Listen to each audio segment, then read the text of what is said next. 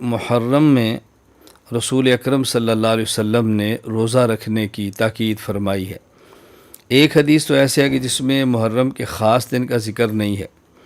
حضرت شیخ عبد القادر جیلانی رحمۃ اللہ علیہ نے غنیۃ الطالبین میں ایک روایت نقل فرمائی ہے، وَأَفْضَلُ الصِّيَامِ بَعْدَ شَهْرِ رَمَضَانَ صِيَامُ شَهْرِ اللَّهِ الْمُحَرَّم، کہ رمضان کے روزے کے بعد افضل ترین روزہ وہ محرم کے دنوں کا روزہ ہے۔ اور حضرت عبداللہ بن عباس رضی اللہ تعالیٰ عنہما فرماتے ہیں کہ رسول اکرم صلی اللہ علیہ وسلم نے ارشاد فرمایا، من صام یوم من المحرم فلہ بکل یوم ثلاثون یوما۔ یہ روایت غنیۃ الطالبین میں موجود ہے۔ جو میں نے حدیث کا پہلا حصہ حدیث پہلے تلاوت کی، یہ صحیح مسلم باب فضل صوم المحرم کے اندر ہے۔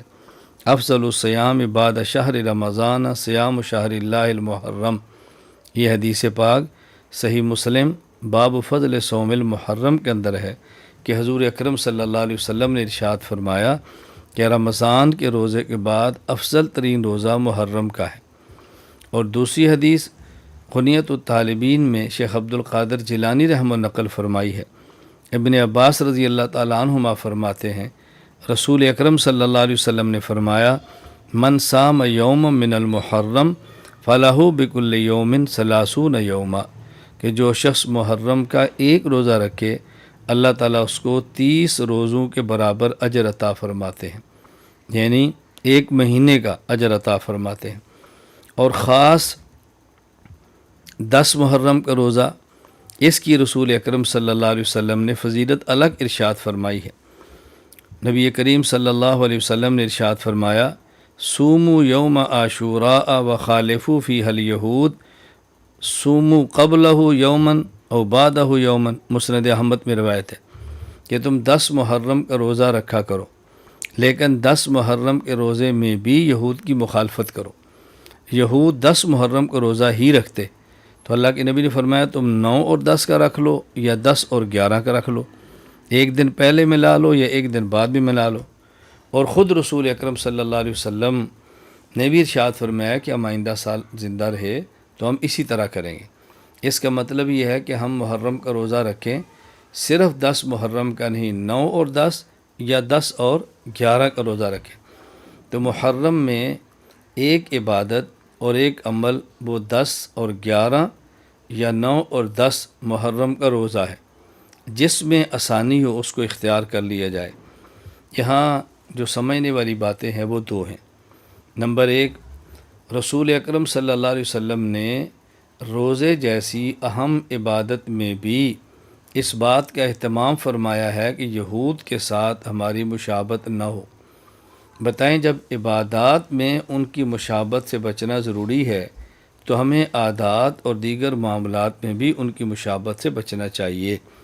ہمارے کھانے کا انداز ہے، پہننے کا انداز ہے، چلنے کا انداز ہے، یا اور طور طریقے ہیں، ہمیں یہود سے بچنا چاہیے۔ یہود مسلمانوں کے بدترین قسم کے دشمن ہیں، اور اپنے دشمن کو دشمن ہی سمجھنا چاہیے۔ اپنے دشمن کو خیر کا سمجھنا بہت بڑی نادانی ہے۔ تو اس حدیث میں ایک بات جو سمجھ آئی کہ ہمیں ہر حال میں جس حد تک ممکن ہو یہود کی مخالفت کا اہتمام کرنا چاہیے۔ دوسری بات کیا سمجھ آئی، مزید میں بات اس پہ آگے کروں گا کہ ہماری اگر 9، 10 یا 10 محرم کو روزے کی عبادت ہے، ہم اپنی عبادت کرتے ہیں تو سحری اپنے پیسے سے کرتے ہیں، افطاری اپنے پیسوں سے کرتے ہیں۔ اس کا معنی ہے کہ سحری بھی ہماری ہے، افطاری بھی ہماری ہے۔ تو جو لوگ 10 محرم کو عبادت سبیل سمجھتے ہیں، تو اگر ان کے ہاں عبادت ہے بھی تو پھر وہ اہل سنت اور دیگر حضرات سے بھی کیوں مانگتے ہیں کہ جی دودھ دو، ہمیں شربت دو، چینی دو، کیوں بھائی سبیل لگانی ہے؟ ہم اپنی عبادات اپنے پیسوں سے کرتے ہیں۔ اگر کوئی بندہ اس کو عبادت سمجھتا ہے تو اپنے پیسوں سے کرے، مانگنے کی ضرورت کیا؟ اپنی عبادات اپنے مال سے ہونی چاہیے۔ ایک تو خیر میں نے عرض یہ کیا ہے کہ 10 محرم اور 11 یا 9 محرم اور 10 2 دن کے روزے، اس کا اہتمام کرنا چاہیے۔